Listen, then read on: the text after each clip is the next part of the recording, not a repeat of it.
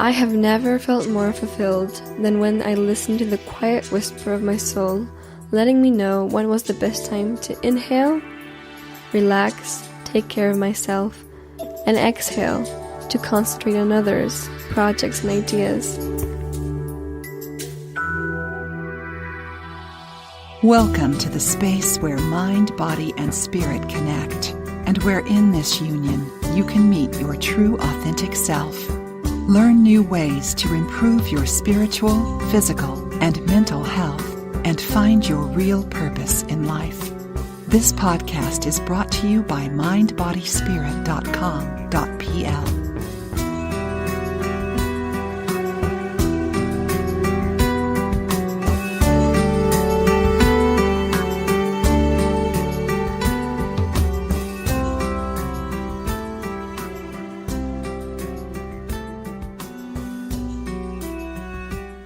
Hello, my name is Wiktoria, and I am your host at the Mind, Body, and Spirit podcast. This is the second episode, and I will be speaking about a subject very close to my heart.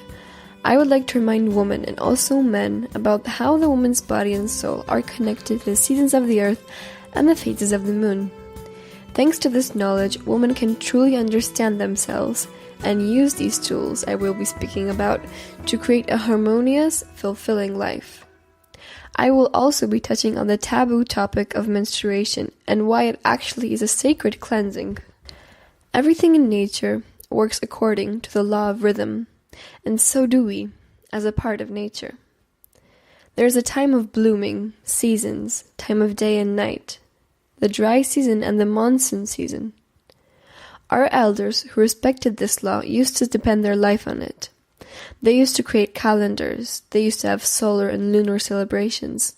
Their everyday life was dependent on the ever-flowing cycle of transformation and nature. Animals also instinctively follow this law. Following the rhythmic dance, they knew when was the best time to hibernate or for reproduction. All together, we used to breathe accordingly to the rhythm of life. Every woman has a path of spiritual evolution embodied inside her. That path can be founded in her cycles, and by following the dance of her cycles, she can go more deeply into her womanhood. An old Native American saying says, "At menarche, a woman enters her power. Through her menstruating years, she practices it, and at menopause, she becomes it." The treasure that we are gifted from mother to daughter is the connection to the phases of the moon and the seasons of the earth. The moon has always been related to feminine energy, and planet Earth has even been compared to a woman herself. Her water to her blood, her forests to her lungs, her rocks to her bones. The way we treat our planet is a representation of how we treat the feminine energy. Today, the system we live in demands women to be productive all year long. It doesn't remember about her true nature, about her cycle. In consequence, women are not connected to their source. They lose their rhythm, and their souls, trying to go back to their original state of harmony, create disharmonies such as physical or mental illnesses. In my personal story, this knowledge was spoken to me through one full moon. That night, my curiosity about the reason why the moon was connected to feminine energy sparked. When I discovered this knowledge hidden in many books of beautiful women like Alexandra Pope or Lucy Pierce, I felt like I received a key to open many doors inside me, and behind them I found many secrets and dimensions. Many things became so obvious for me, and I began to feel this great desire to share this knowledge with other women.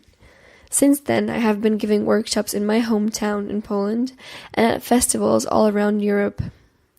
My mission is to encourage women to start dancing their own dance, not dictated by the outside world, but to the rhythm of the music from their own source. The woman's body and soul goes through two types of cycles, life cycles and monthly cycles, both of them being strictly connected to each other. I would like to start with the cycles that are mostly extended in time, the so-called life cycles that every woman goes through.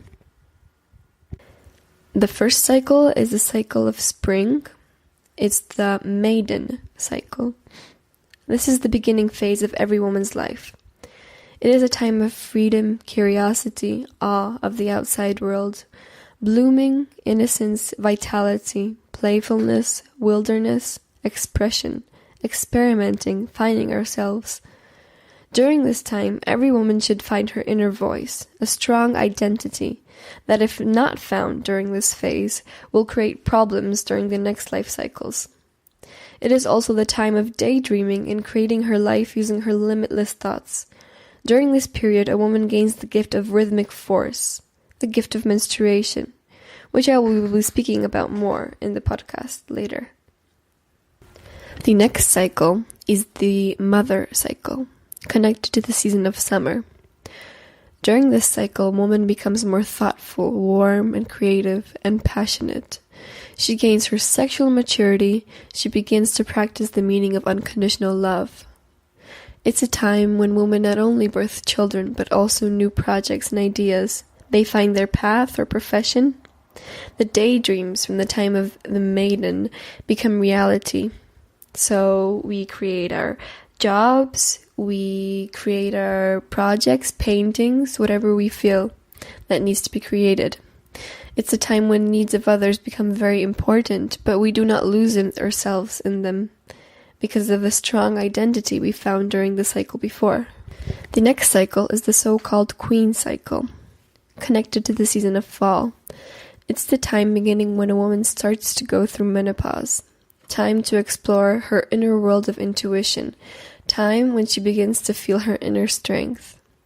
Our concentration as women goes from family to our society.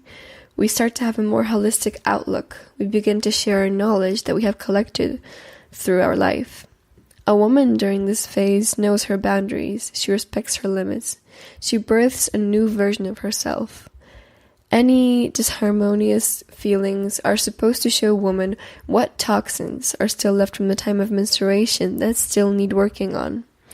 Toxic habits, toxic relationships, toxic views and ways of thinking, all of which need to be cleansed to gracefully step into the next phase, which is called the witch phase, the wise woman phase, connected to the season of winter. This is when we as women gain our full inner power. We feel the highest connection to our intuition. In fairy tales, this cycle is shown as an old, unattractive woman that is supposed to scare us. She doesn't exist so much in the outside world, but more in the world of dreams and energy. This is a beautiful phase. A witch has a beautiful wide perspective. Many people seek her guidance. In the time of our elders, this phase was very much respected, and me, personally, I am very excited to become a witch. The monthly cycles of a woman are a fractal, which means a cycle within a cycle of her life cycles, and begin while getting her first blood and end when her last blood comes. Every 4 weeks within a month represents a different season. Every woman has her individual feeling about these weeks. Some can differ, some are shorter, some are longer, but usually they are divided into 4. The first one being the week of spring, which is connected to the element of air. It usually lasts about 9 days, and it's the time between the last time we bleed during the month and the beginning of ovulation. This is when we come up with new ideas. We can feel the need to organize and clean. We start to be more creative, more self-confident, eager to meet and talk with others. We express ourselves to the outside world. We can feel more optimistic and goal-oriented. We learn new things more easily, take more risk. During this week, it is the best to concentrate on regaining our strength after the time of cleansing during menstruation.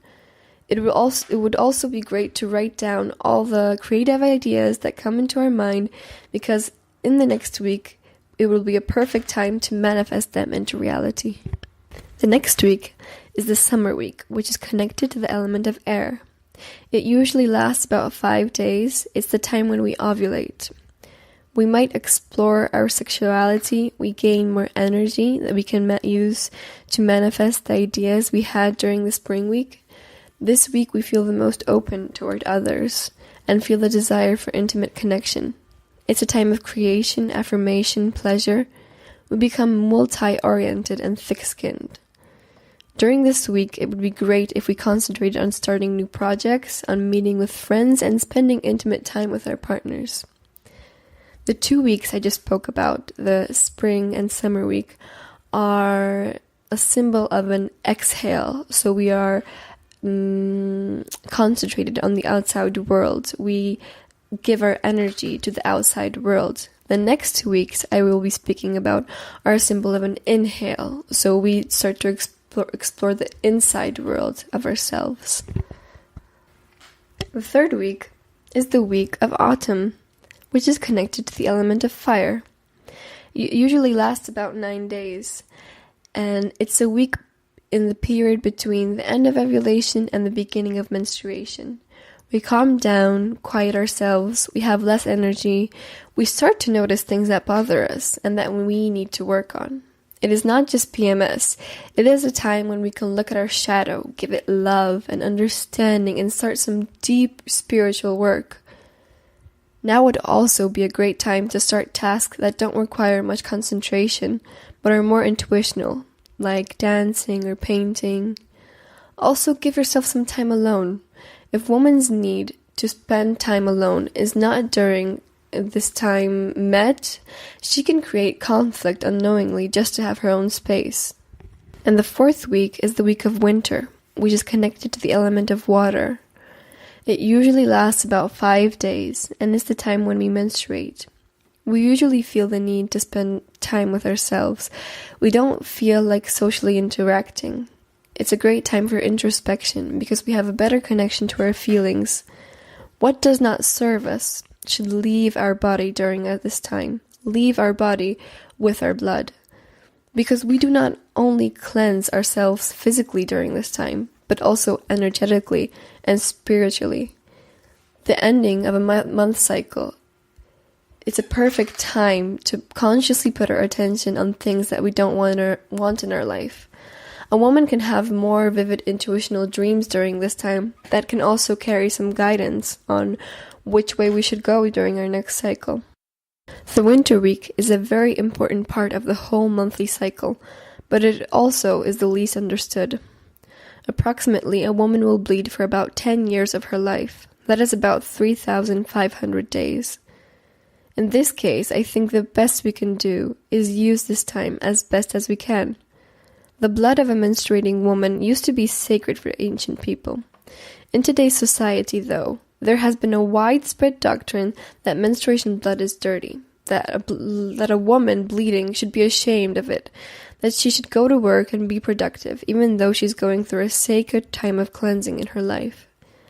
At times, when everything was done accordingly to nature's rhythm, and woman lived outside in nature, all women menstruated together when the moon was dark and ovulated together when the moon was full. It was not by accident that everything happened at the same time.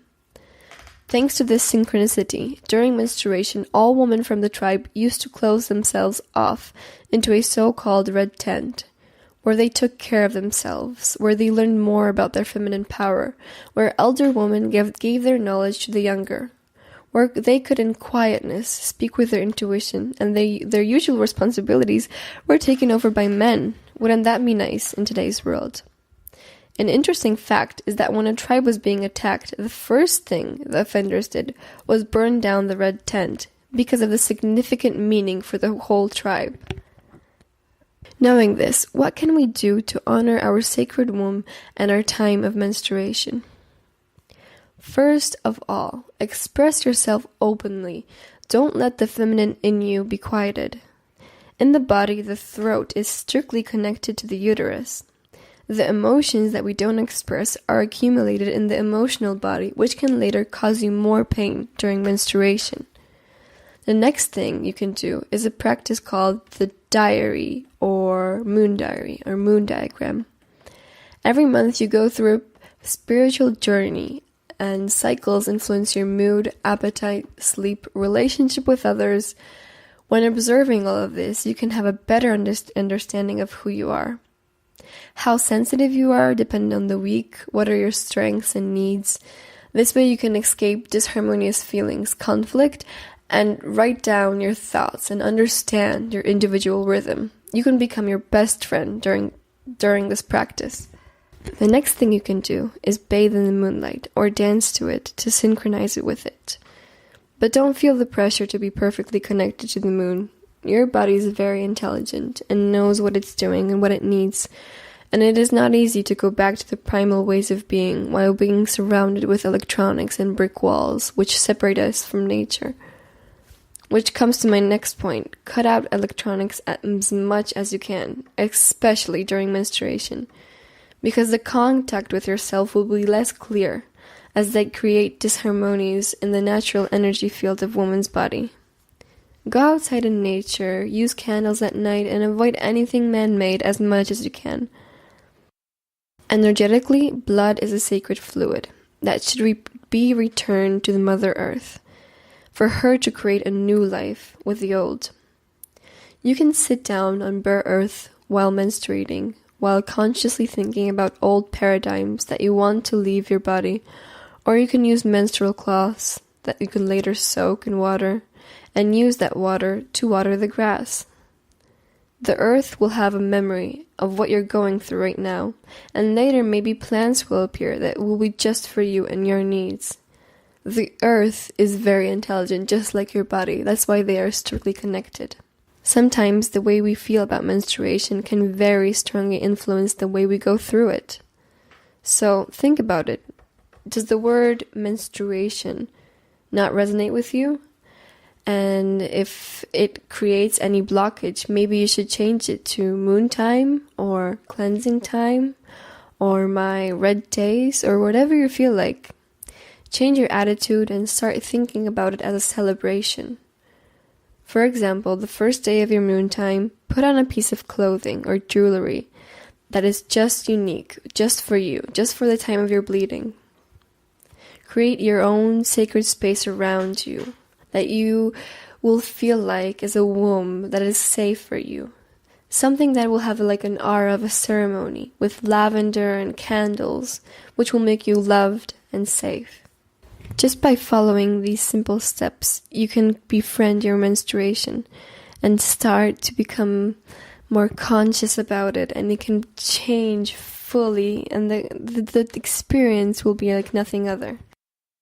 Another fact I would like to mention shortly is that besides our life and monthly cycles, every human, which means not only women but also men, have a cycle of an hour and a half high productive energy and 20 and 30 minutes of passive energy used for relaxation. This knowledge can also be used to obtain maximum of our productivity.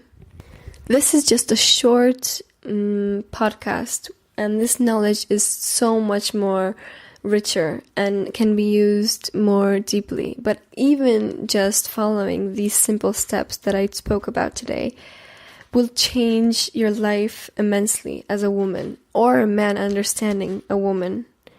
The result of women ignorant to their needs and their cycles is the formation of the so-called crazy woman. I think most women and men know what I'm talking about.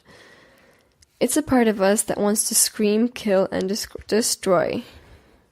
Hindu culture represents this woman as a crazy woman of goddess Kali, the woman that has many arms and holds men's heads. Let's not be afraid of this part in us.